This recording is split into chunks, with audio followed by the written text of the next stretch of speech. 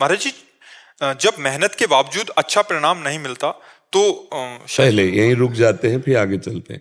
जब हम मेहनत करते हैं, बहुत अच्छी पढ़ाई या अच्छा जो भी कार्य करते हैं, परिणाम अच्छा नहीं आता, तो उसमें प्रारब्ध बहुत जोर का होता है, बुरा। पूर्व का जो बुरा प्रारब्ध होता है वो बहुत जोर का होता है। पर इस समय का वर्तमान यदि हमारा जोरदार हो जाए उससे, तो उसको रौंद देगा, उसको रौंद देगा। पर आएगा वो जरूर बुरा प्रारब्ध। जैसे बचपन से भजन मार्ग में चले, क्रिया बहुत मंगलमय, लेकिन प्रारब्ध बहुत बुरा, दोनों किडनी फेल कर दिया। अब ये क्रिया बहुत मंगलमय भजन की, तो वो हमें परास्त नहीं कर पा रहा, प्रारब्ध ने तो अपना परिणाम दिखा दिया। तो जब कभी कभी ऐसा होता है कि बहुत अच्छी पढ़ाई की, बहुत अच्छा मेहनत किया, बहुत अच्छी किसानी की, पर हमारा जब परिणाम आया तब वो नहीं आया जो आना चाहिए, या जो परिणाम आया उसमें बड़ा विघ्न पड़ गया, वो नष्ट हो गया। फसल बिल्कुल तैयार है और वर्षा ओले गिर गए, सब नष्ट हो। इसमें प्रारब्ध बहुत जोर का होता है। बुरा जो हमारा पूर्व किया हुआ कर्म है वो हमको आके नष्ट कर देता है। जैसे कुछ पाप होते हैं कि हम लोग जानबूझ करके भी उसे पाप ना समझते हुए कर बैठते हैं। जैसे गृहस्थी में गर्भ हत्या, भ्रूण हत्या, बहुत से ऐसे पाप हैं जो बहुत बड़े पाप हैं, उनका कोई प्रायश्चित नहीं करते, वो हो जाते हैं। अब वो क्या करते हैं, हमारे जीवन की उन्नति में, हमारे मंगल विधान में आकर के टांग लगा देते हैं। ऐसे पूर्व में कितने हमारे पाप हो चुके हैं। तो इस समय वर्तमान में हम जी जान की मेहनत करते हैं पर सफलता नहीं लगती, क्योंकि पूर्व, और ऐसा देखा गया कि कोई कोई है, कोई बुद्धि नहीं है, कोई वो मतलब मेहनत उस कोट की नहीं हो, बहुत सफलता है, उसका पूर्व का पुण्य काम कर रहा है। तो हमको उसके पूर्व के पुण्य के प्रताप को देख करके अपने को कोसना नहीं है। अब हम नई खेती अच्छी करेंगे, ये हमारा पूर्व का प्रारब्ध है। एक बार गिरे, दो बार गिरे, लेकिन हर बार प्रारब्ध थोड़ी हमको गिराएगा। हम हर बार नया प्रयत्न करके एक बार सफलता प्राप्त करेंगे आगे। उसके लिए फिर मतलब नाम जप ही। हाँ, नाम जप करते रहो, जो कार्य करो उसे बार बार करने की चेष्टा करो, उसको हारने की चेष्टा नहीं। एक बार असफलता, मान लो किसानी है या कोई व्यापार है या कोई भी कार्य है, हमको इस व्यापार में सफलता नहीं तो हम दूसरा व्यापार करते हैं, तीसरा करते हैं, चौथा करते हैं, एक दिन तो सफल होगा, क्योंकि हर क्रिया का फल है। और वो प्रारब्ध हमको बार बार गिरा रहा है, तो कब तक गिराएगा, वो जमा कितना होगा, कितना गिराए। और नवीन हम नाम जप कर रहे हैं तो हमारी उन्नति निश्चित हो जाए। अगर आज हम नाम जप ना करते होते, भगवान की शरण में ना होते, क्या विचार सड़ रहे होते और क्या जीवन सड़ रहा होता। और आज भगवान की शरण में तो उत्तम विचार और आनंदमय जीवन।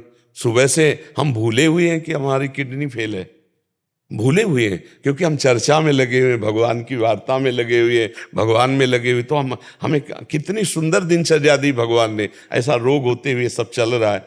अगर ये ना हो तो मतलब क्या तुम्हें, अब जैसे हम बैठे हैं ना, कोई ऐसा अंग नहीं जिसमें दर्द ना हो, लेकिन ये क्यों हमको व्याप नहीं रहा, क्योंकि हम है नहीं वहां, उस चिंतन में नहीं है।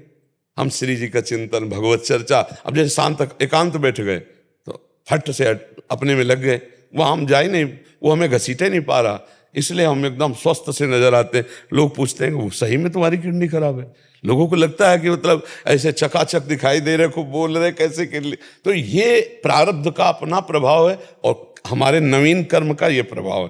तो हम इतना जोर कर नवीन कर्म करें कि बुरा से बुरा प्रारब्ध भी हमको मिटा ना पाए, हमको नष्ट ना कर पाए, क्योंकि कर्म तो बुरे होते ही। देखो, जैसे हम कह देते हैं भगवान यार सही निर्णय नहीं किया, ईमानदारी से देखो, आप इसी जन्म के देखो, अगर बचपन से लेके अभी तक के कर्मों का हिसाब एक कर्म का, तो आजीवन जेल में होते। आप ईमानदारी से देख लो, किसी बच्ची के छेड़ने का फल क्या होता है। और ये गलतियां कोई बिरला ऐसा होता होगा जिससे ना होती हो, नहीं प्रायः सबसे हो जाती है।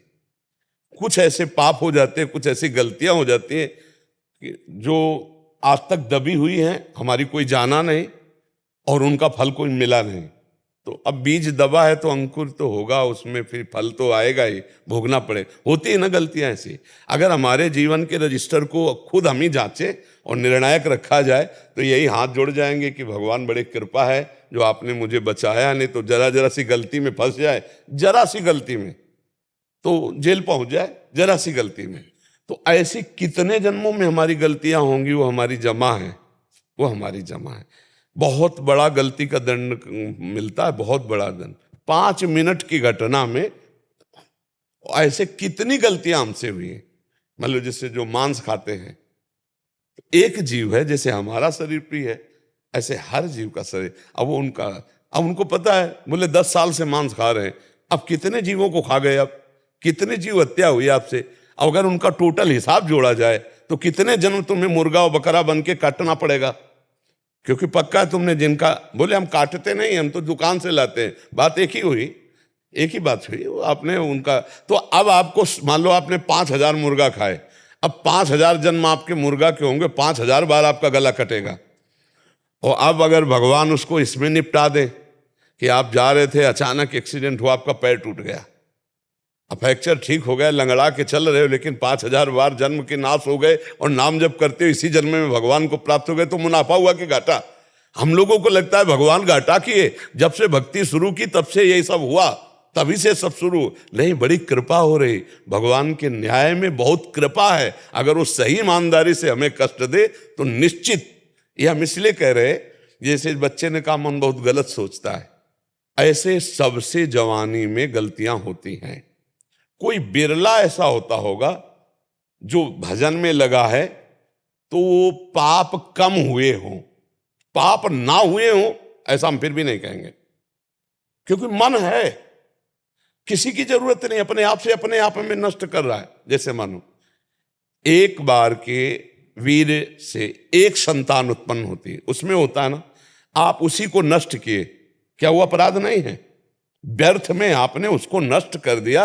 आप ये सूक्ष्म विचार हैं, अगर वही यथास्थान धर्म पूर्वक पहुंच जाता तो उससे संतान होती ना, उसको व्यर्थ किया ना, उसको नष्ट किया ना, तो क्या उसमें पाप नहीं है?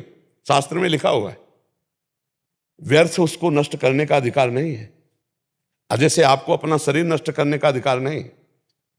अगर अभी आप अपने शरीर को नष्ट करने की चेष्टा करें, पुलिस में रिपोर्ट कर दी जाए तो आप बंदी बना लिए जाएंगे।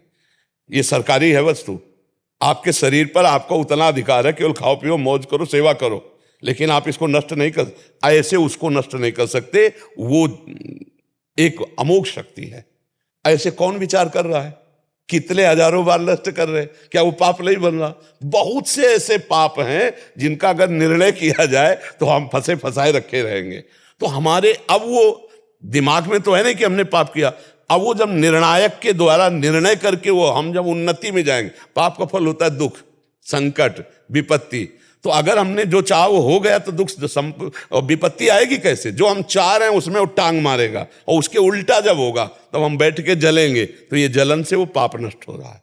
इसलिए हमको चाहिए नाम जप करें, दूसरों को सुख पहुंचाने की चेष्टा करें, तो जो दूसरों को दुख पहुंचाया हमने, पाप किया, वो नष्ट हो जाएगा और आगे हम उन्नति को प्राप्त होंगे। पक्का सिद्धांत है, इसमें कोई छुपा वाली बातें नहीं और इसमें कोई दम्भ पाखंड की बात है, सच्चा। इसलिए आज सच्चा सिद्धांत सुनना लोग कम चाहते हैं। अब ऐसे हम श्री जी की चुनरी दुपट्टा या जो मेवा विचार कुछ भी ऐसे देना, उसका ज्यादा खास महत्व तो नहीं। और जब तुम्हारी जेब से 3-4 लाख रुपया गए तब लगता है। ये जो राख मिली है ना, आप ऐसे मत समझना 3 लाख रुपया दिया है, कुछ नहीं होता है, कुछ नहीं होता है। अगर किसी का काम बन जाता है तो वो उसके पुण्य का संयोग होता है, वो राख होता है, जंतुर से नहीं होता, उसका पुण्य का संयोग होता है। इसलिए भ्रमित मत हो, अपने द्वारा ही अपना उद्धार करो, खूब नाम जप करो, दूसरों को सुख पहुंचाओ और आए हुए प्रारब्ध से लड़ना सीखो, हारना नहीं, कभी हारना नहीं। मनुष्य जीवन हारने के लिए नहीं मिला है। एक बार तूने परास्त किया, दूसरी बार चढ़ते हैं, तीसरी बार हम चढ़ते, देखते तू कई बार गिराता है हमको, एक बार हम निकली जाएंगे।